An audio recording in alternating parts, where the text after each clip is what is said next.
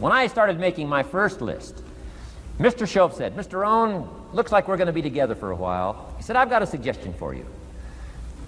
He said, "I think one of the first goals you ought to set, you're a 25-year-old American male. Sure, you've made some mistakes, but now you're on the road to better things.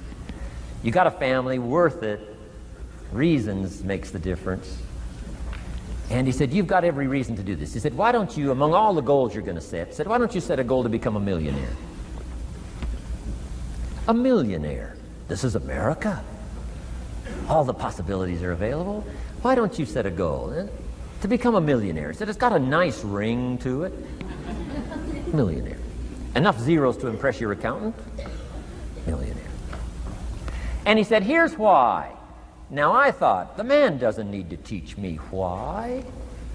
I'm thinking, wouldn't it be great to have $1 million?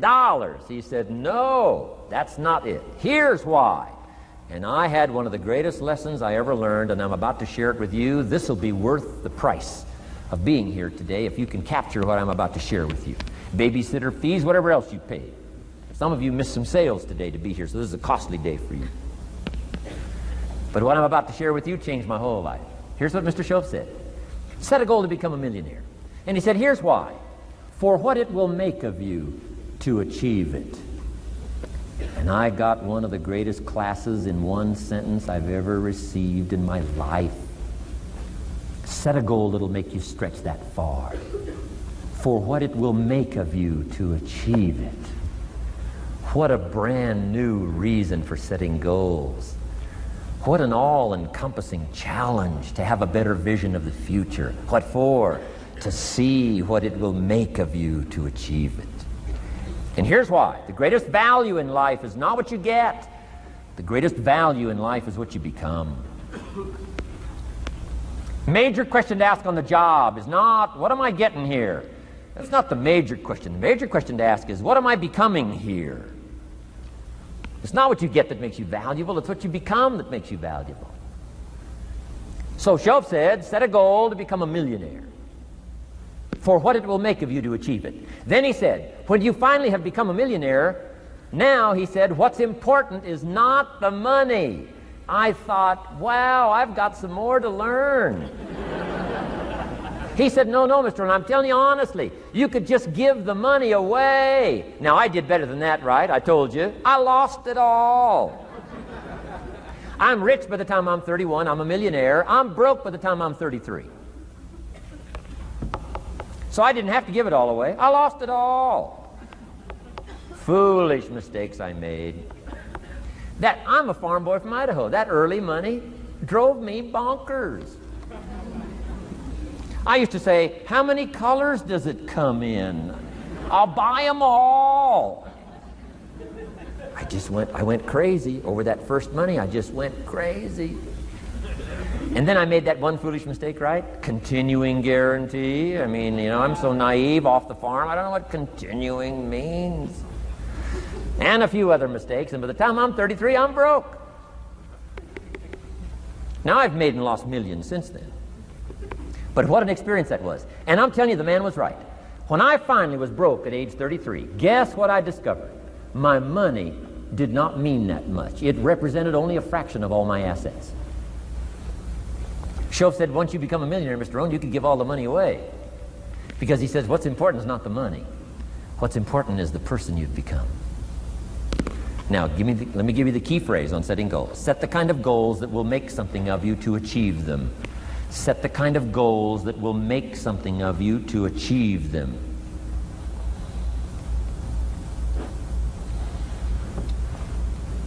Always keep that in mind. What will this make of me? If I set this goal and go for it, not only will I achieve it, but what will it make of me in the process? What a whole new concept on setting goals. Now, there's two parts to this, and then we're wrapping up goals. Here's the first part now in this goal setting for what you become. Number one, don't set your goals too low.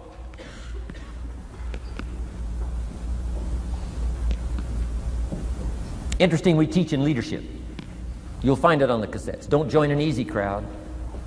You won't grow. Go where the expectations are high. Go where the demands are high. Go where the pressure's on to perform, to grow, to change, to develop, to read, to study, to develop skills. I belong to a small group. We do business around the world. You cannot believe the expectations at that level. What we expect of each other in terms of excellence, far beyond average. Why? So that we can each grow, so that we can receive from the group, we can contribute to the group, something unprecedented. It's called living at the summit. Go where the demands are high. Go where the expectations are strong, so that it'll provoke you, push you, urgently insist that you not remain the same for the next couple of years, the next 5 years, that you'll grow and change. So don't set your goals too low. The guy says, well, I don't need much. Well, then you don't need to become much.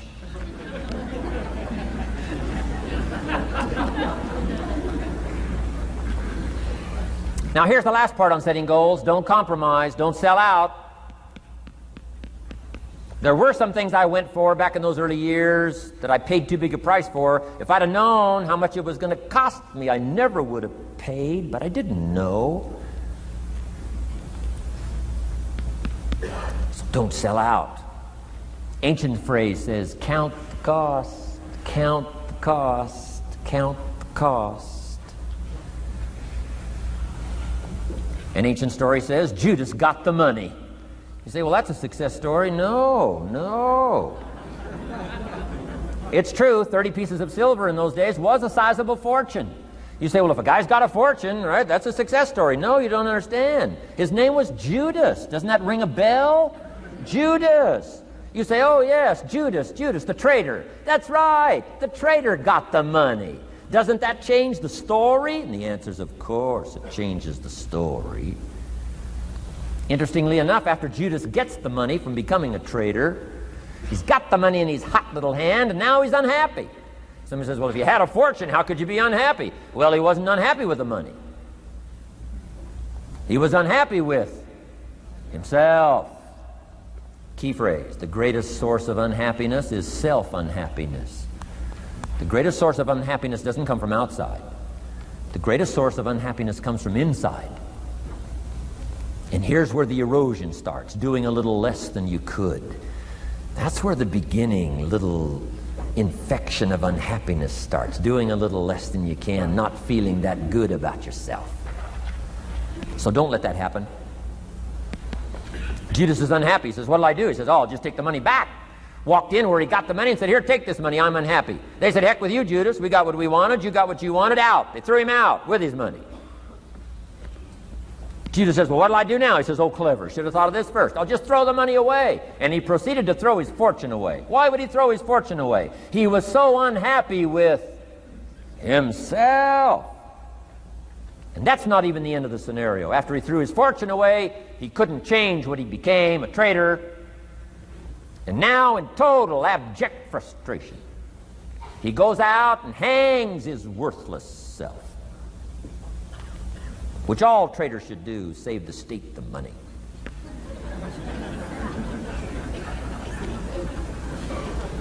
Why such a tragic end? Because he was so unhappy with himself. He sold out. He paid too big a price. Ancient script sums it all up and said, what if you gained the whole world and it cost you your soul? Too big a price to pay if you got the whole world. Don't sell out. Don't compromise your values. Don't compromise your virtues. Don't compromise your philosophy. Key. Here's the key word, beware. If Judas could speak back, he'd probably say beware. Two good words from ancient script. One, behold, the positive word. Behold the possibilities, behold the opportunity. Behold the drama, behold the awesomeness, behold the uniqueness. Behold the majesty, behold, behold. What a good word. But here's the other word. Beware, beware, beware. Don't sell out. Mark well what you become in pursuit of what you want. But I'm inspiring you, hopefully, to set the kind of goals that'll transform your life. Make you far better than you are, far stronger than you are. Okay. Isn't this good advice? This is such good stuff. I should have paid to get in, right? Fabulous.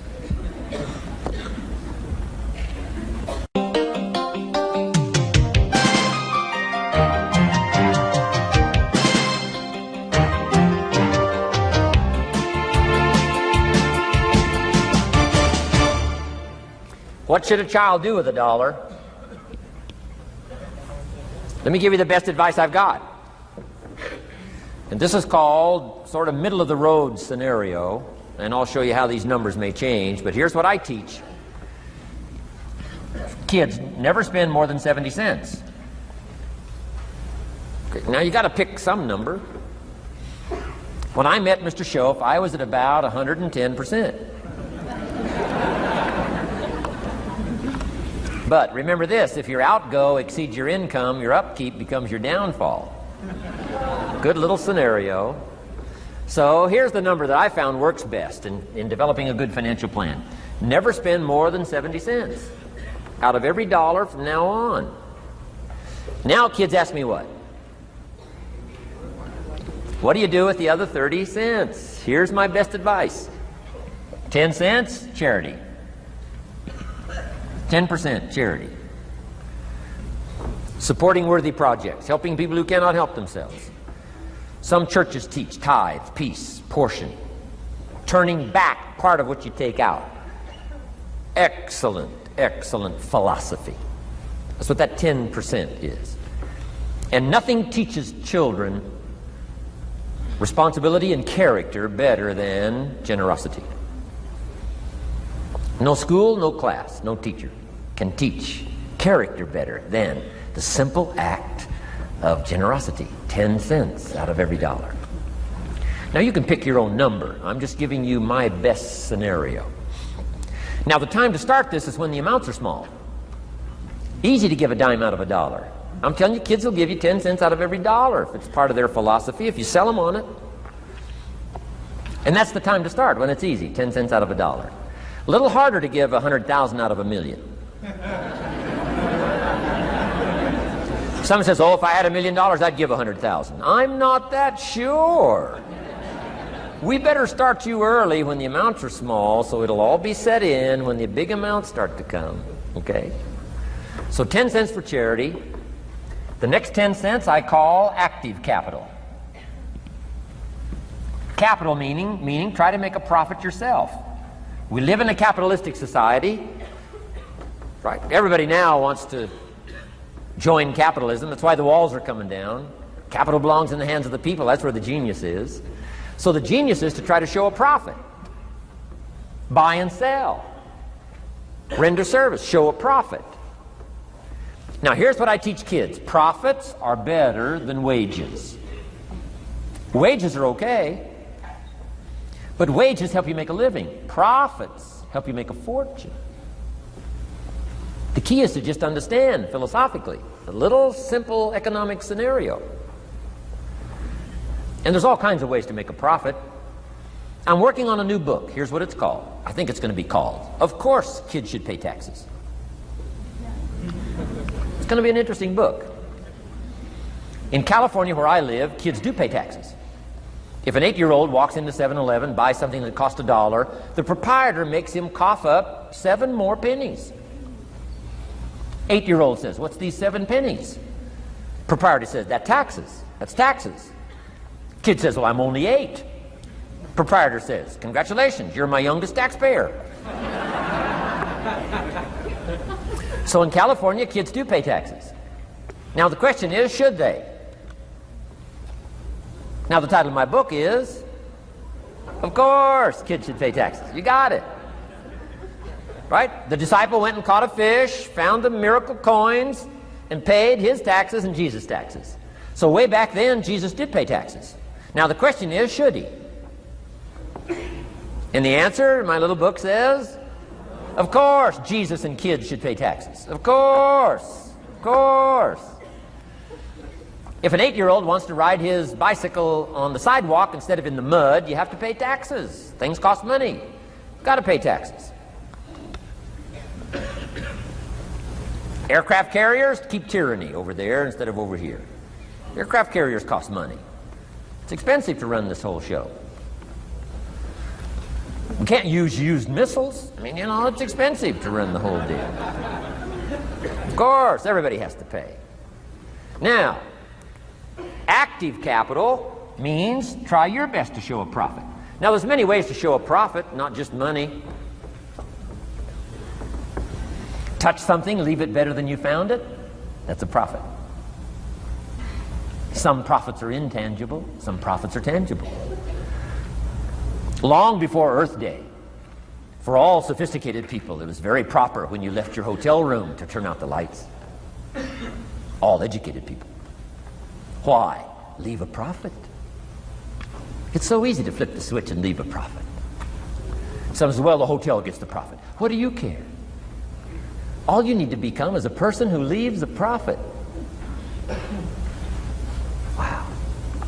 I talked to a man who runs a whole string of apartments. He said, guess what? Most people, when they rent an apartment, leave it, what? Trashed, worse than they found it. What kind of a reputation would that be?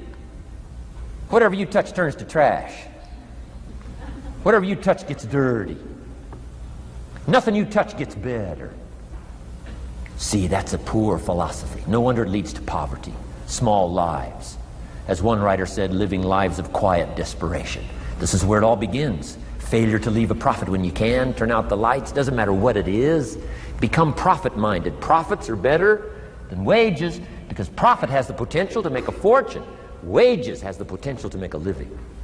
So I teach kids, take part of your wages, if you earn the money, take part of it for charity and part of it to see if you can't make a profit. And there's all kinds of ways. My book's going to be full of all kinds of ways kids can make money.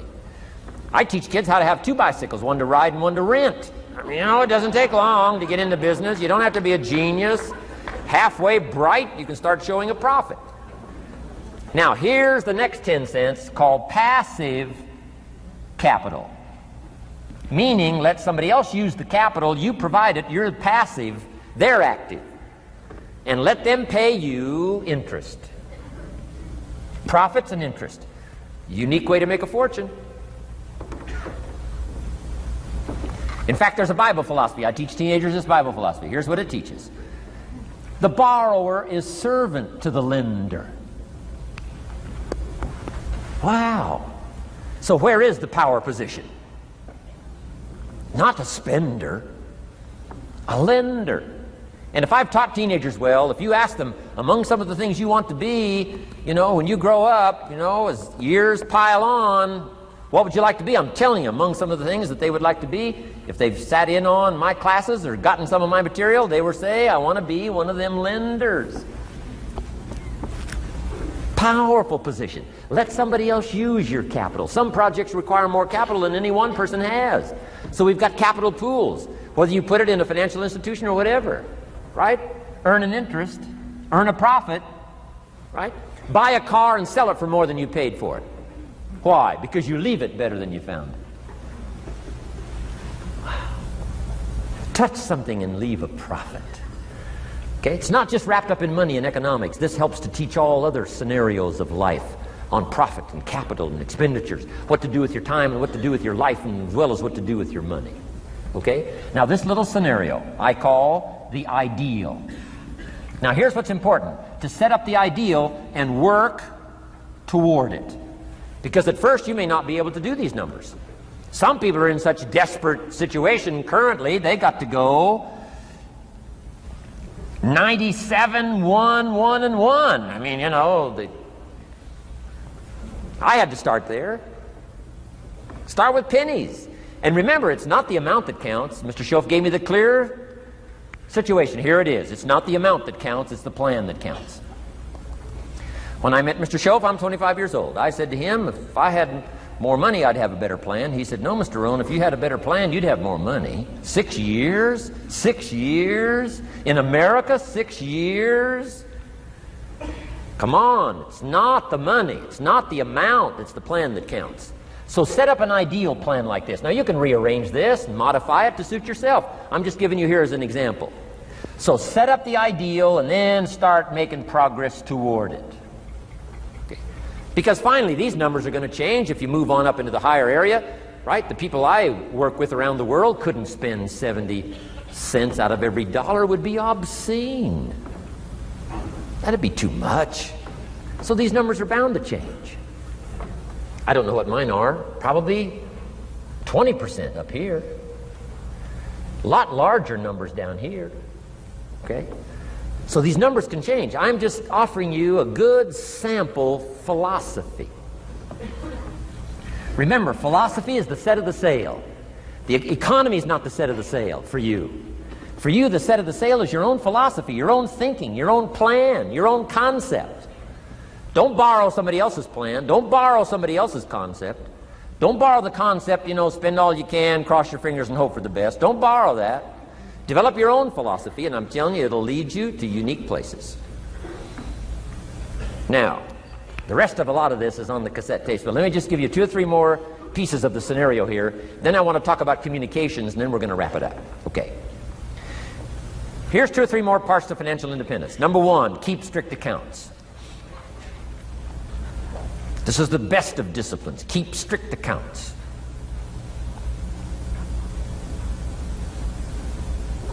Did you ever hear this expression? I don't know where it all goes. Did you ever hear that? I don't know where it all goes. Oh, we'd love to have you run our company. You don't know where it all goes. Whoa. Did you ever hear this? It just gets away from me. It just gets away from me. We'd love to turn the world over you. It just gets away from you. Come on, you got to have better disciplines than that. Let that be the 90%. Let that be the scenario of the 97%, but don't let it be your scenario. Don't let it become your philosophy. Keep strict accounts. Next, a new attitude. I had to develop a new attitude as well as new concepts. Here's what I used to say. I hate to pay my taxes. Shoaff said, well, that's one way to live. I thought, well, doesn't everybody hate to pay their taxes? He said, no. No, a few of us have gotten way past that. He says, once you understand what taxes are, here's what taxes are in our governmental system in our society. Taxes is how you care and feed the goose that lays the golden eggs. Democracy and liberty and freedom. Free enterprise. Wouldn't you want to feed the goose that lays the golden eggs? Somebody says, well, the goose eats too much. That's probably true. I understand that. Of course that's true. But see, better a fat goose than no goose. And here's the truth be known. We all eat too much. Let not one appetite accuse another. Of course the government needs to go on a diet. So do most of us. But hey, you still have to care and feed the goose that lays the golden eggs. Once you understand that that's what it's for. See, it is so important, the right attitude. Here's what I used to say. I hate to pay my bills. You open up the mails, nothing but these window envelopes, bills. I hate to pay my bills. Shoaff said, well, that's one way to live. I said, well, doesn't everybody hate to pay their bills? He said, no, some of us are way beyond that. I said, is it possible to love to pay your bills? He said, yes. Reduce your liabilities? Increase your assets? Wouldn't you love to do that? So start a whole new attitude here. Next time you pay $100 on an account, put a little note in there and say, with great delight, I send you this $100. I mean, they don't get many letters like that. Reduce my liabilities, increase my assets. My picture's changing. My picture's improving. I love to pay my bills. Keep the money in circulation. Pay my taxes. Feed the goose that lays the golden eggs. It's a matter of attitude. And here's the last on attitude. Everybody must pay. Of course, life is called opportunity, but life is called price. But we must all pay. We must all share. One of the classic stories of all time from ancient Bible script says, Jesus one day and his disciples were standing by the church treasury, synagogue treasury, watching people as they came by and put their offering in the treasury. That wouldn't be a bad idea. Jesus and his disciples standing by the treasure while everybody walks by. Jesus says, how much was that? How much was that? Interesting. And the story said some people came by, put in big amounts. Some people came by, put in modest amounts, average amounts. And the story says, then a little lady comes by and puts in 2 pennies in the treasury. Jesus says to his disciples, look at that. Look at that. His disciples said, 2 pennies, 2 pennies, what's 2 pennies? Jesus said, no, you don't understand. She gave more than everybody else. They said, 2 pennies is more than everybody else? He said, yes. Because I'm certain that her 2 pennies represented most of what she had. And if you give most of what you have, then you've given the most. Wow. What a lesson to learn. It's not the amount. It's what it represents of your life that counts. Now let me give you the wisdom of the scenario that did not occur. And this is the greatest of wisdom. And in my own particular peculiar brilliance, I have the ability to record for you what was not recorded in the scenario of the story. Here's what did not occur, which may teach us one of the greatest of the wise things that was taught in this scenario. Here's what did not occur in the scenario. Jesus did not reach into the treasury and get this little lady's 2 pennies and run after her and say, here, little lady, my disciples and I have decided that you're so pitiful and you're so poor that we've decided to give you back your 2 pennies. I'm telling you, that did not occur. If it would have occurred, she would have been what? Insulted. She would have rightfully said, I know my 2 pennies aren't much, but it represented most of what I had.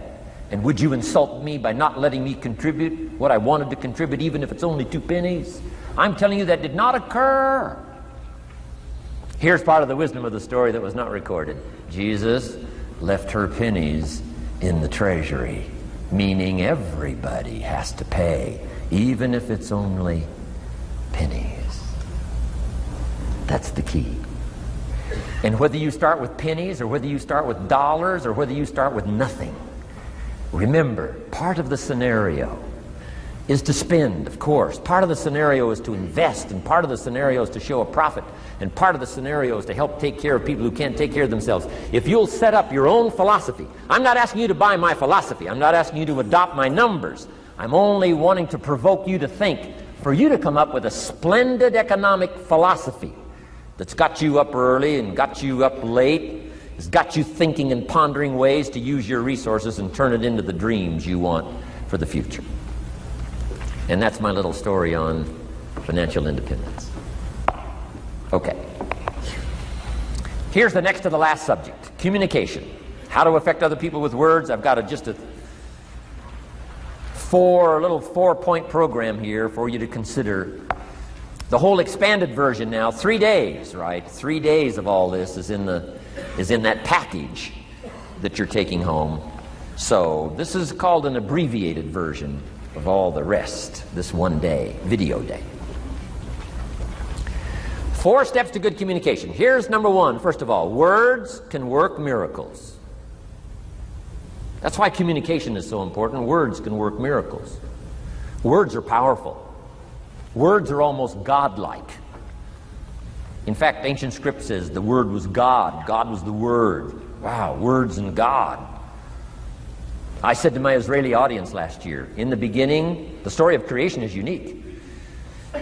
It says, in the beginning, Jehovah God spoke and said what?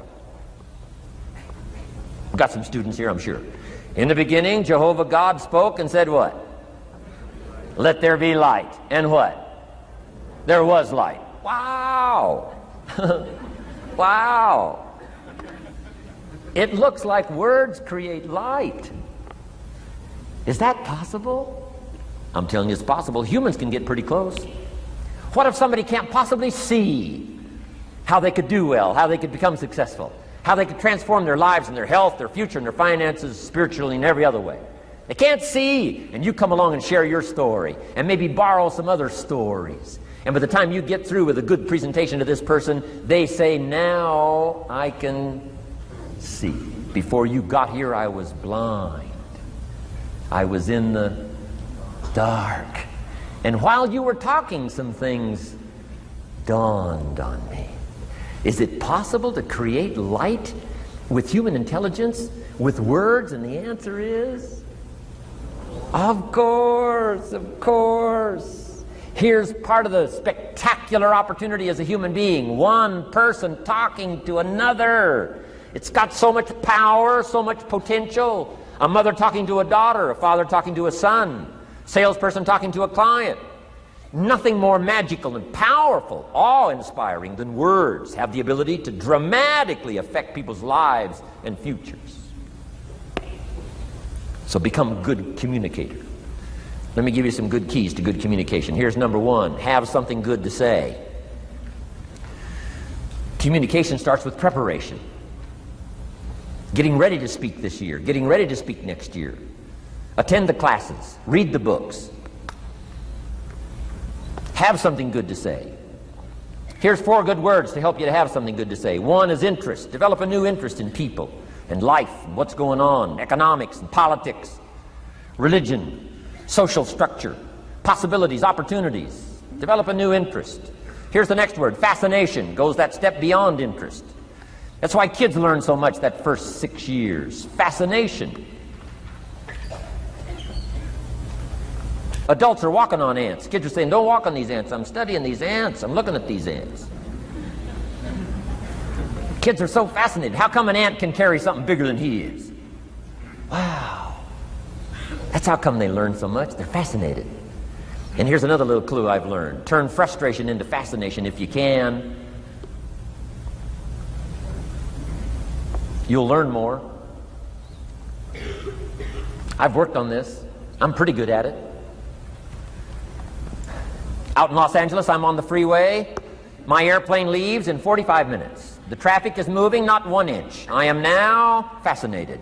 I'm telling you. Now, it doesn't work every time. That's true, but every time it does work, I'm telling you, you'll come away with more. Learn to be fascinated instead of frustrated if you possibly can. Turn that little scenario on for yourself. Next is sensitivity. You got to understand, we use the phrase, where people are coming from, where they've been, what's going on. Sensitivity training is so important. People not like you, people that have got challenges and problems and difficulties, you got to do your best to be sensitive to other people, where they find themselves, the pit they might be in currently, what's going on. Be sensitive to that. Here's 2 of the greatest things said about Jesus. 1, it said he was touched.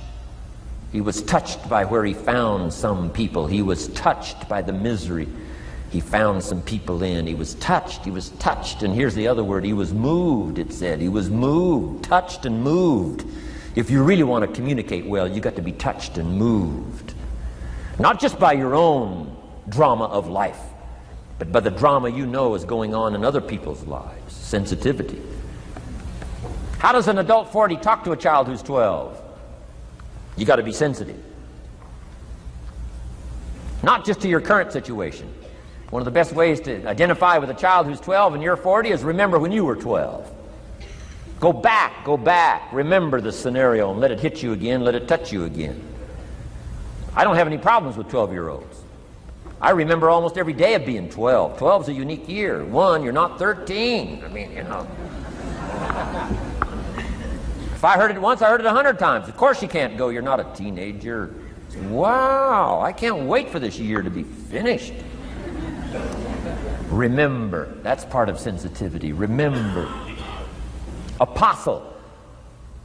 One who became an apostle, leader of the Christians, was once Saul from Tarsus, hater and killer of the Christians. After he was converted, became a leader, became Paul apostle, revered. Why was he so effective in his language, in his ability to touch people with his words and with his presence? If you read part of the scenario of his history, he gave an account of his own life and said, here's why I think I'm so effective. I remember the pit I came from.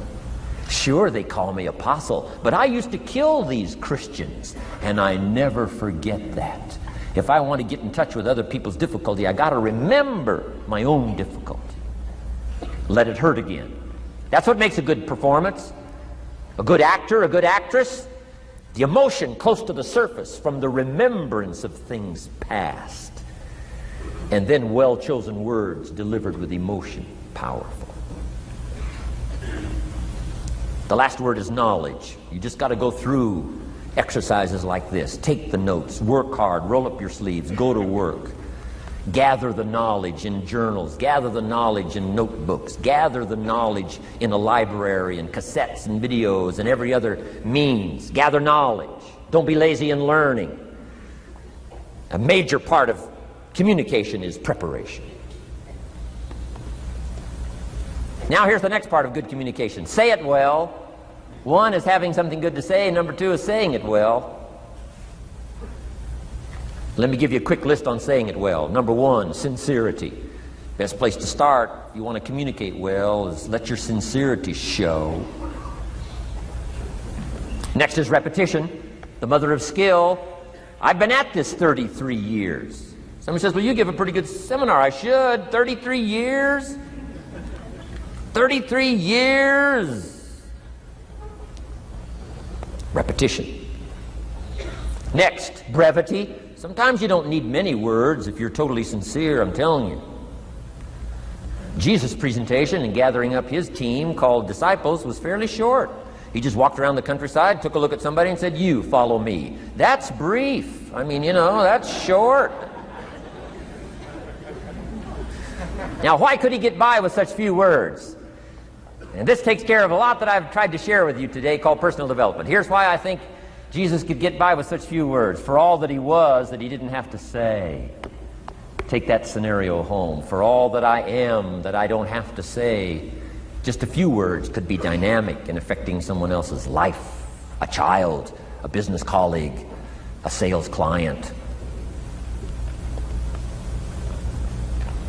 Next, vocabulary. Got to work on your vocabulary. Some of my friends took a survey among prisoners working on some rehabilitation program. They weren't particularly looking for this, but here's what they found. There's definitely a relationship between vocabulary and behavior. And here's what they found out. The more limited the vocabulary, the more tendency to poor behavior. And when you think about it for a while, it makes sense. Words are a way of seeing. And if you don't have a good vocabulary, you can't see very well.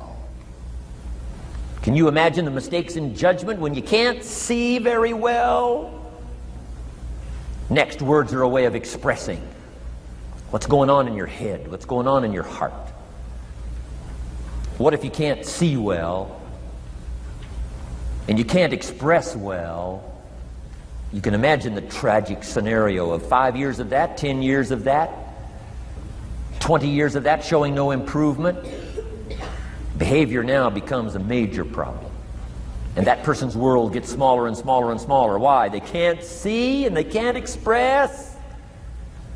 And finally, they don't need much bigger place than a 10 by 12 cell. Their world is so small anyway, don't need much bigger place. I'm asking you to stretch your vocabulary. I used to put words up on a 3 by 5 card. I drove a lot back in those days, but at the end of the day, I'd mastered 2 or 3 words. My oldest daughter, Linda, with my grandkids, starts the day with what's called the word for the day. She writes it on a chalkboard, the word for the day. And the kids memorize that word and the meaning of the word. And every once in a while during the day, she'll say, what's the word for the day? The last day I was there, the word was superficial. Natalie's 4, Nathaniel's 5. And several times during that day, Linda, my daughter, would say, what's the word for the day? Natalie would say superficial. And she would say, Nathaniel, what does that mean? On the surface. Several times during the day. What's the word for the day? Superficial. What does it mean? On the surface. If you were to ask my grandkids, the last time Grandpa was here, what was the word for the day? I'll bet you they'd probably know. Superficial. On the surface. Word for the day. Why not learn a word a day? Why not add to your vocabulary so you can see more, see better, and express better? Put out in words what's in your heart, what's in your soul, what's in your mind. It's important. So say it well. Here's number 3. Number 1 was have something good to say. Number 2, say it well. Here's number 3, read your audience. These are just simple concepts now. You've got to add some of the details, but that's what I'm mainly good for, is concepts. Read your audience. If you're talking to a child, you've got to study the face of the child. You've got to study a little body language. You've got to study what's going on, so you'll know whether to shift gears, come on a little stronger, ease off a little, might be too strong, search for another illustration, soft, strong. A lot of that is dictated by reading your audience. When I first started lecturing, I had some challenges here. I was so absorbed in my notes, lecturing like this. I'm telling you, in those early days, the audience could have left and I'd have kept right on going. I didn't know what was going on down here. I didn't know what was going on over here. I didn't have any idea what was happening over here, whether I should come on a little stronger, ease back. I didn't know. I couldn't read my audience. So, read your audience. A prospect, read. Now let me give you some ways to read. Number 1, by what you see. Body language tells us some things. How to shift gears, whether to go on, whether to stop. If you're talking to somebody and they're leaning toward the door, that means you gotta hurry, right? They're not gonna be here long.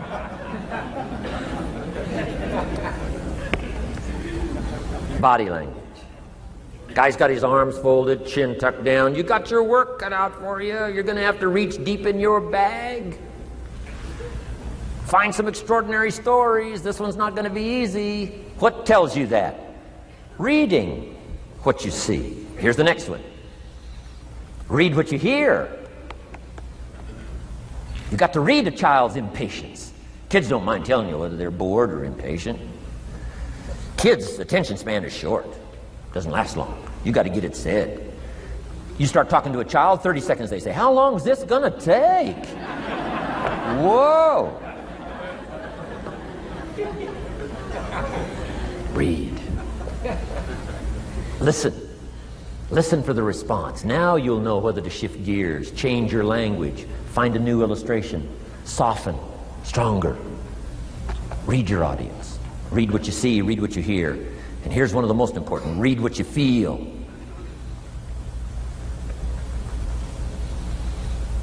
Now, women are probably better at this than men when it comes to picking up emotional signals. Men, they can see, and men, they can hear. But it takes a little training for a man to pick up those emotional signals that are so important, so you don't say the wrong stuff. Because it's so easy to make a mistake in language. What if you meant to say to someone you care about? What if you meant to say, what's troubling you? And instead you said, what's wrong with you?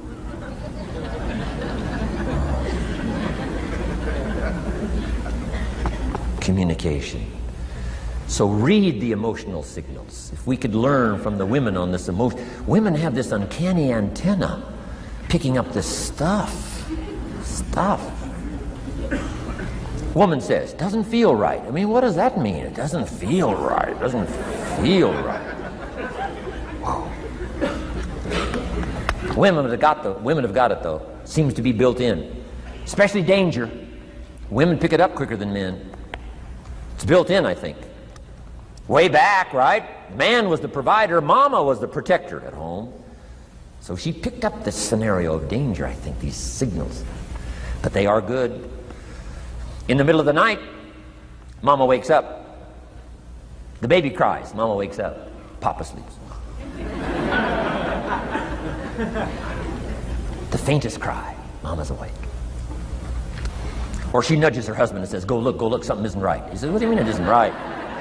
She says, no, go look. He said, hey, everything's okay. She says, go look. He says, okay. And he gets out of bed, goes downstairs. The front door is open. How did she know that? We don't know. I mean, she just knows. She just knows. But I'm telling you, it's so valuable in communication to be able to pick up the emotional signals as well as what you see and as well as what you hear. It's so important. But women are good. Ancient scenario says this: there are shepherds and there are sheep. And there are wolves. What a good life scenario.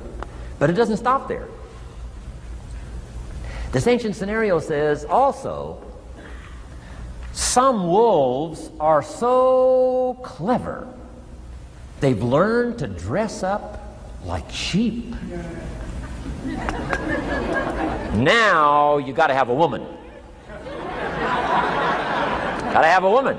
Man says, looks like a sheep, talks like a sheep. Woman says, ain't no sheep. Take my word for it. Well, they know.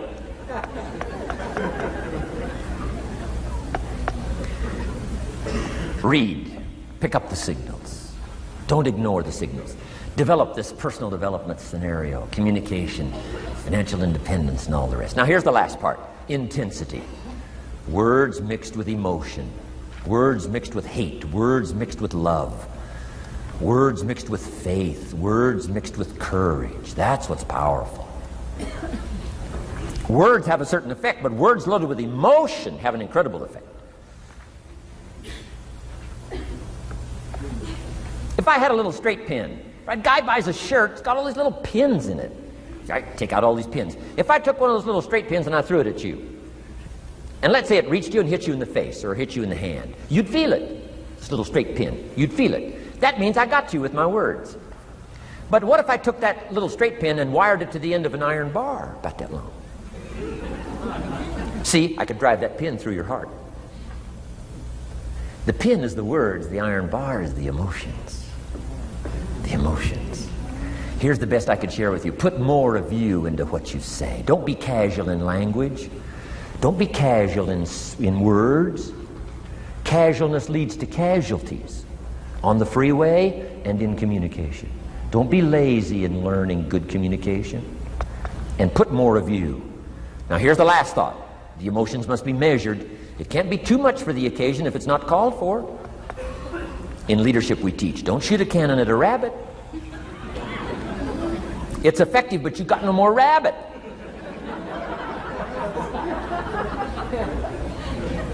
So here's some of the most powerful scenario in communication. Here it is. Well-chosen words mixed with measured emotion. The basis of affecting people with good communication. Well-chosen words mixed with measured emotion. And one last point on communication. The more you care, the stronger you can be. The more you care as a mother, the stronger you can be with your children. The more you care as a father, the stronger you can be. The more you care as a leader, the stronger you can be in helping to solve problems, getting on somebody's case. The more you care. But you gotta care. I don't mind a minister consigning my soul to hell fire for my sinful ways. I don't mind that. If he believes it, I don't mind him consigning my soul to hellfire for my sinful ways, as long as he does it with tears and not with joy. If you're going to preach a message on hellfire and consign people to hell's fire, you got to cry and sob your way through a sermon on hellfire. We would all dismiss as a performance a dry-eyed sermon on hellfire. You can't legitimately preach hellfire unless your heart breaks. Otherwise, it's a performance. Otherwise, we could all dismiss it. Why? The heart's not there. There are some conversations that don't make sense unless they're accompanied by tears. It doesn't mean anything unless it's accompanied by a broken heart. Learn measured emotions. Remember, draw from well-chosen words, expanded vocabulary. Be interested and fascinated.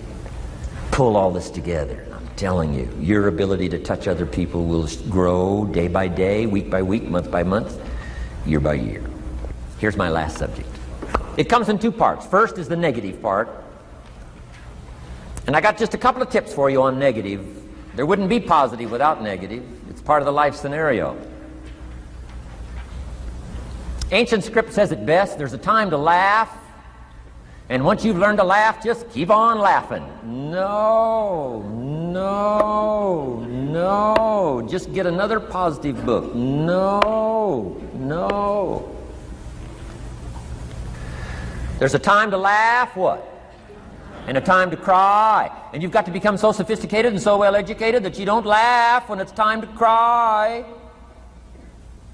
And you've also got to learn to cry well. How are you going to identify with some people if you don't cry with them? It's very important. The negative side is very important. Negative thinking. I teach kids, and you'll find it on those cassettes, the ant philosophy.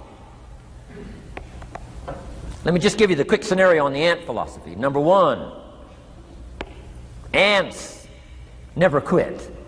What a good philosophy. If they're going somewhere, you stop them, guess what? They'll look for another way. How long will they look? Till they find it, or till they die. What a great philosophy. But here's number two. I can't give them all to you, but here's number two. Ants think winter all summer. You've at least got to be that bright. You can't think summer all summer. You got to do some winter thinking in the summer. You say, well, the sky is blue, the clouds are fleecy. You can't be faked out by that. Ancient story says, don't build your house on the sand in the summer. Why would we be cautioned not to build our house on the sand in the summer? Because it's easy to get faked out. So what should you do during the summer? Think winter. Think storm. That'll drive you to find a rock in the summer when the sky is blue. Key, negative is normal. You got to handle it. You can't dismiss it. It's part of the life scenario, like your white corpuscles we talked about earlier.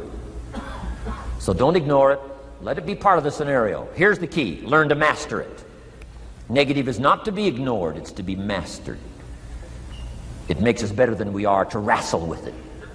It makes us better than we are to be alerted to tyranny that moves into Kuwait, or ignorance that moves into your life, or procrastination that moves in and robs you of your fortune, or poor health that's going to be the legacy of those who neglect their health disciplines. You got to do battle with the enemies on the outside and on the inside. So learn how to handle the negative. And now here's the last, called the positive. Let me give you the day that turns your life around, as quickly as I can. I got 4 parts to the day that turns your life around, and then we're finished for the day. Number 1, disgust. Disgust. Disgust is a negative emotion, but it can have a very positive, powerful effect. Disgust says, I've had it. What an important day that could be. I've had it. Wow. I met a beautiful, powerful, accomplished executive lady in New York. The company invited me to come in. This lady was the vice president, extraordinary lady.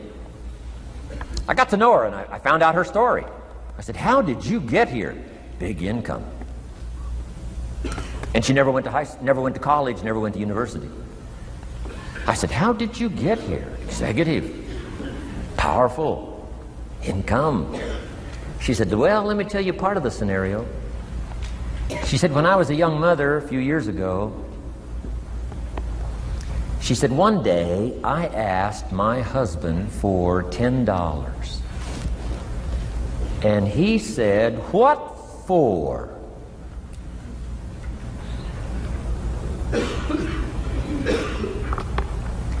She said, before that day was over, I decided I would never, ever ask again.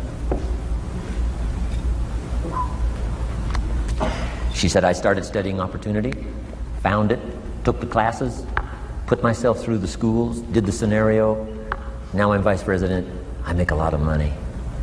And she said, I kept my promise. I've never, ever had to ask again. It's called a life-changing day. The day you say, enough is enough. Now, if you can add an act to your disgust, it helps. The man takes a shotgun to his car, blows out every window, destroys every tire, puts 100 rounds in it, and says, I've driven this embarrassing thing for the last time. And then he saves it. He saves it. And later when somebody says, how did you become rich and powerful? He says, let me show you this car. One day I'd had it up to here, I blew it to smithereens.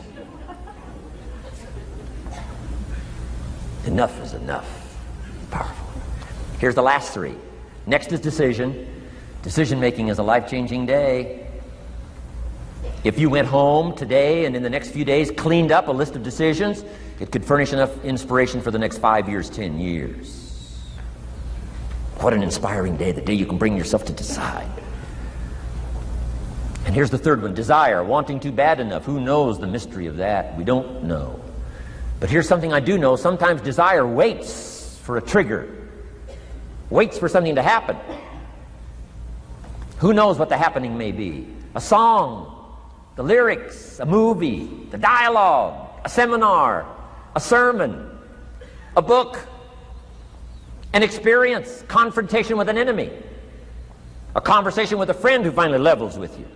Whatever the experience it is, it's so valuable.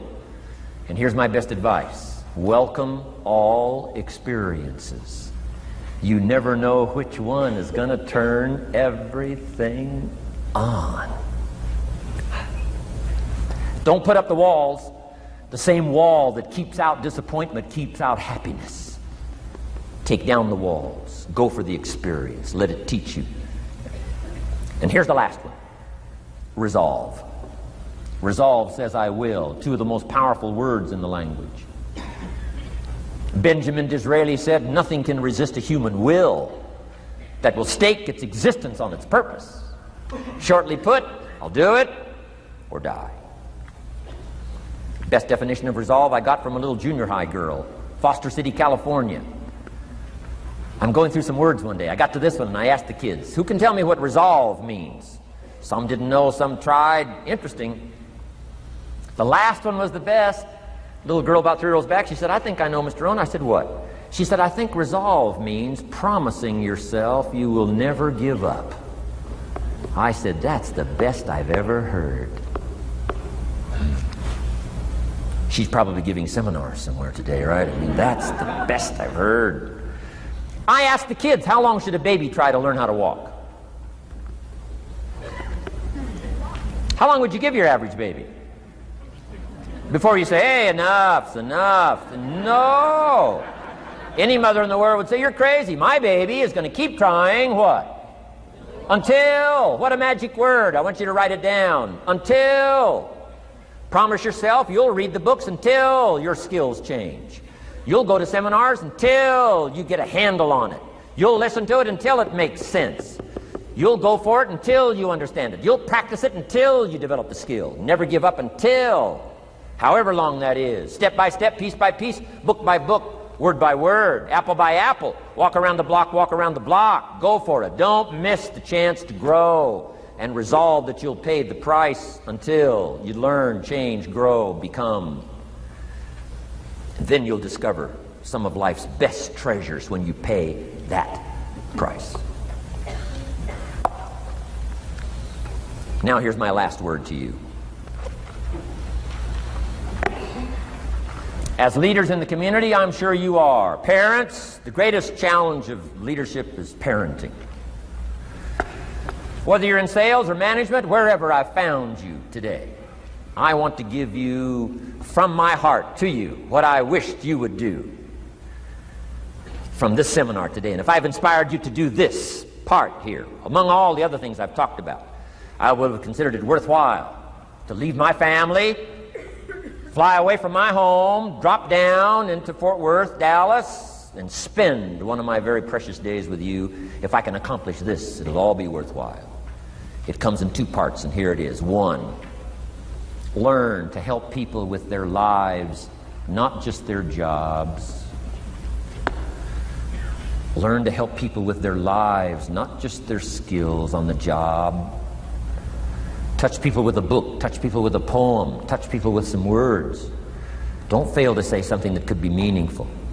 Help people with their lives, help them set their goals. Help them with their dreams, help them with the future, help them with errors, help them with mistakes. Help people.